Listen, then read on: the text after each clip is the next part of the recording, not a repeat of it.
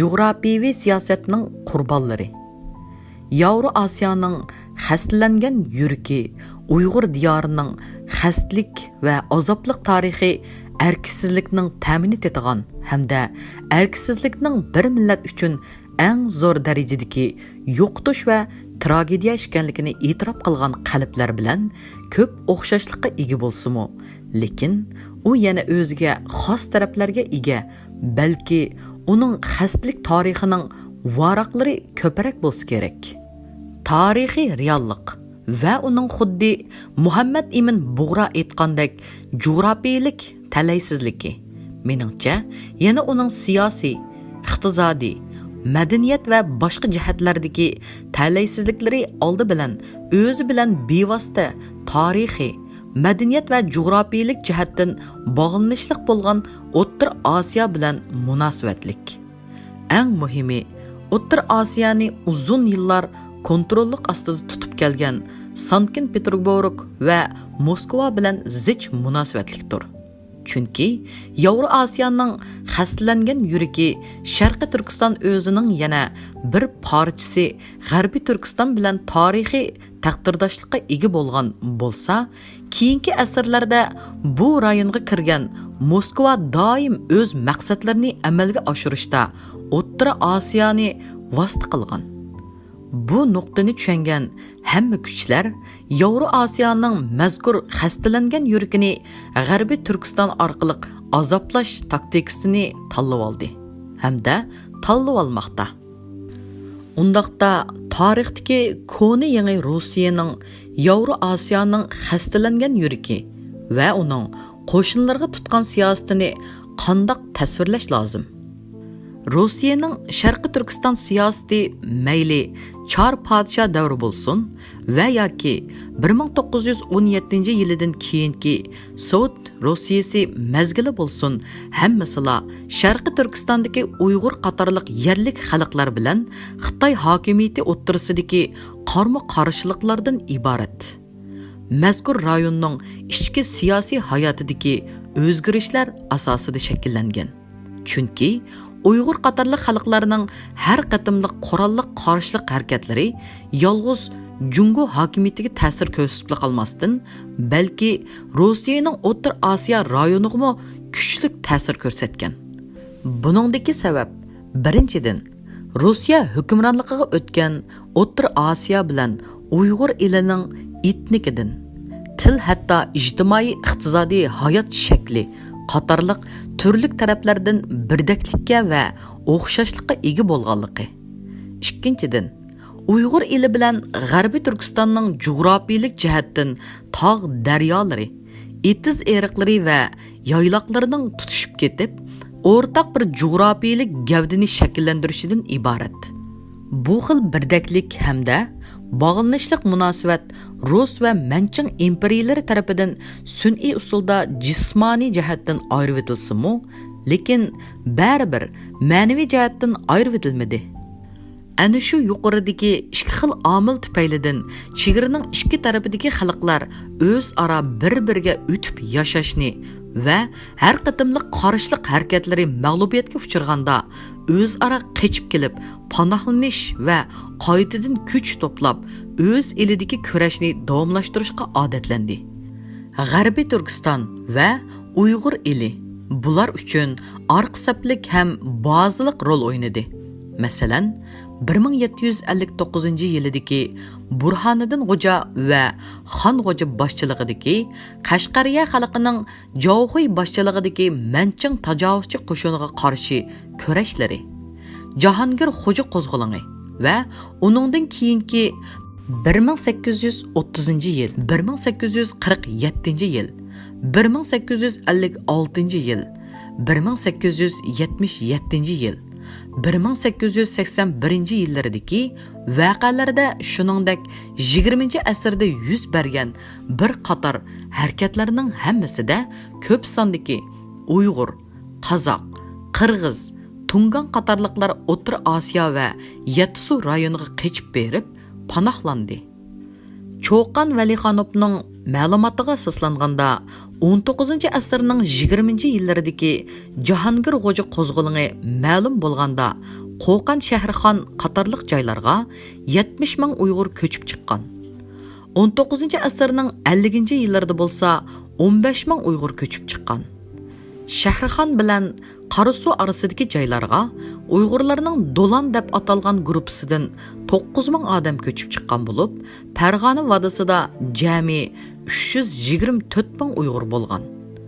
Bu Qozoq olimi yana ayni vaqtda Toshkentning janubidagi Yangi shahar mallasida Qashqarliklarning turadiganligini, Shahrixon, Andijon shahrining aholisining yarmining Qashqarliklar, Qarasuning shundaq ekanligini bayon qiladi.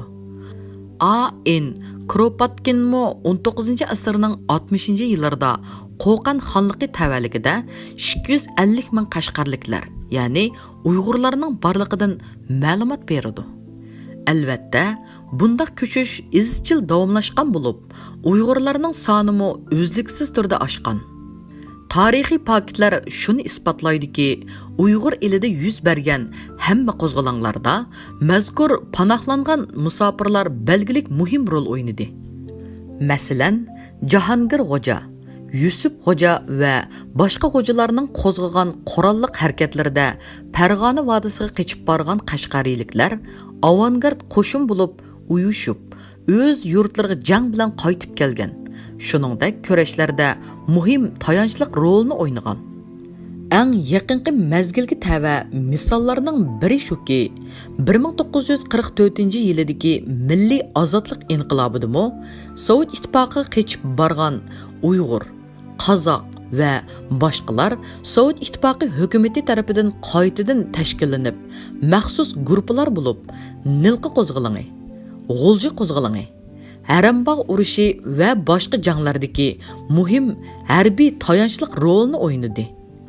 Umuman, Sovet ittifoqi hukumati o'zlarining Sharqiy Turkistonga munosabatlik strategik o'rinlashtirishlarda doim va izchil holda shu joydagi Uyg'ur ko'chmanlarining o'z vatanining ozodligini qo'lga keltirish istaklaridan foydalanib, ularni vosita qilish orqali Sharqiy Turkistondagi harakatlarga qo'l tiqdi va yoki uni kontrol qildi. Turkistonning ikki tarafining taqdirdoshligiga munosabatlik yana bir nuqta shuki, o'xshashla Chorosiya va Sovet Rossiyasiga qarshi jang qilgan va uning bilan ideologiyalik jihatdan chiqisholmagan ko'plagan qozoqlar, o'zbeklar, qirg'izlar, tatarlar va uyg'urlar, hatto O'rta Osiyoga yerlashgan ruslar Uyg'ur eliga qochib kelib panohlandi. Masalan, Eli sultonligiga qochib kelib, panohlangan qozoq botiri Tazanbek va boshqalar rahbarligidagi qozoqlar muhim masala bo'lib, Eli sultoni Alixon milliy va diniy qarindoshlik sifatidan Tazanbekni Chor podshohga qaytirib berishni rad qilish badaliga o'z mustaqilligini yo'qotdi. 1916-yili yana Chor podshohning askar elishiga qarshi turib, qo'zg'olon ko'tarib, mag'lub bo'lgan qozoq, qirg'izlar turkumlab Uyg'ur diyorining janubi shimoliga qochib kelib makonlashdi.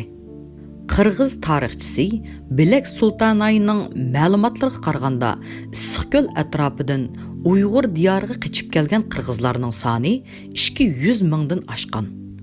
Boshqa ma'lumotlarda 300 mingdan ortiq debmi yoziladi. Intayin qiyin ahvolda qolgan bu qirg'iz qochqinlarini Uyg'urlar uylariga o'rinlashtirgan. Ularni ochliq bilan ta'minlagan ham ularni makonlashtirgan. Uningdan keyin Sovet Rossiyasiga qarshi jang qilib, Rus kommunistlari tarafidan bosmichilar deb atalgan Anvar Pashining, Erkash Boturning o'zbek, qirg'iz askarlari va ularning oila tavobatlari Qashqar atrofiga qochib kelib panohlangan edi. 1930-yillardagi Qashqarda bo'lgan Sharqiy Turkiston Jumhuriyatini qurish qo'zg'olonlariga ishtirok qilgan qirg'izlardan Jonbek Qozi, Chipak Qozi, o'zbeklardan Yusufjon va Setivoldijon ham ularning necha yuzlagan agashkuchilari va boshqalar buning misoli bo'lsa kerak.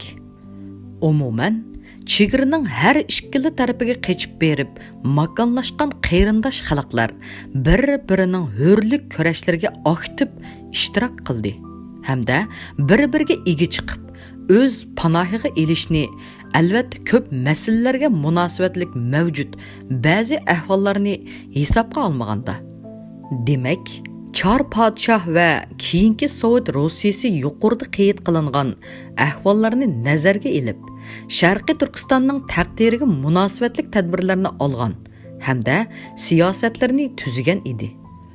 Bulubmu Sovet Rusiyasi Çar Rusiyasining bu haqdagi tajribalarini yaxshi tadqiq qilish orqali uningga varislik qilish ham kuchaytirish chorasini qo'llandi. Rossiya tashqi siyosati jumladan uning markaziy ham sharqiy va janubiy Osiyo siyosiy strategiyasini tahlil qilganda shundoq yakun chiqish mumkinki, Konu Rossiya va Qizil Lenin Rossiyasi, shuningdek uning keyingi mazgillarining hammasida Kremlning Uyg'urlarning taqdiriga munosabatlik Jungo siyosatida 3 xil iqim ziddiyatlashib kelgan. Buni mundaq yakunlash mumkin. Birinchi, Sharqiy Turkistonning mustaqilligiga yo'l qo'ymay, aksicha Jungo hukumatiga yordam berib, bu joyni Rus ta'siri ostidagi rayon qilish, ya'ni territoriyalik huquq jihatdan Jungoning qo'lida qoldirish, iqtisodiy, madaniy va boshqa jihatlardan Rossiyaning ta'siri ostida tutish. Uchinchi bir davlat kuchini bu yerga kirgizmaslik. Ikkinchi, bu rayonda mustaqil bir Uyg'ur davlati barpo qilish va yoki uningga yordam qilish. Bu orqali Sharqiy Turkistonni xuddi Mongoliya ham boshqalarga o'xshash Kremlning ta'siri va himoyasi ostidagi bir qo'rchoq davlat sifatida tutib, uningdan Kremlning siyosiy, iqtisodiy strategiyasi va boshqa keraklik nuqtalari uchun foydalanish. Uchinchi, bu rayonni qurolliq yo'l bilan oshkora besib olib, Rossiyaning bir guberniyasi yoki sobiq Sovet ittifoqining bir ittifoqdosh jumhuriyati qilish. Mazkur 3 xil nuqtai nazarlarining tashabbuslari orasidagi kurashmo nihoyat o'tkir bo'lib, buning ichidagi 3-chi nuqta Char podshoh davrida asosiy jihatdan sabtin qilib, yuqoridagi 2 nuqtai nazar doimlik talashish markazi bo'lib qoldi. Sobiq Sovet ittifoqining Jungo ishlari mutaxassisi marhum Tursun Sadiqovning aytishicha, Rossiyaning va keyingi sobiq Sovet ittifoqining Sharqiy Turkiston siyosatini belgilashdagi ochiqqushliq mazkur 2 nuqta orasida birinchi xil nuqtai nazar doim ustunlikni egallab, davlat siyosati darajasiga ko'tarildi. Uyg'ur masalasi boshdan oxiri Sovet Jungo munosabatlari bilan zich munosabatlik bo'lishdek xarakterga ega bo'lib, 1924-yili Sovet Rossiyasi bilan Jungo Jumhuriyati orasida tunji kelishim tuzilgandan keyin Moskva Turkiston tavasidagi Jungoga qarshi kayfiyatdagi har qanday harakatlarni qattiq chekladi. Hatta Sovet Kommunistlar Partiyasi Markaziy komiteti Şinjangda tashkilotchilik faoliyatini ilib berishni cheklash haqida qaror chiqarib, Şinjangni yoki buning ma'lum qismini Jungodan ayirishni maqsad qiladigan har qanday harakat va tashviqotni butunlay ziyonli deb qarashni qaror qildi.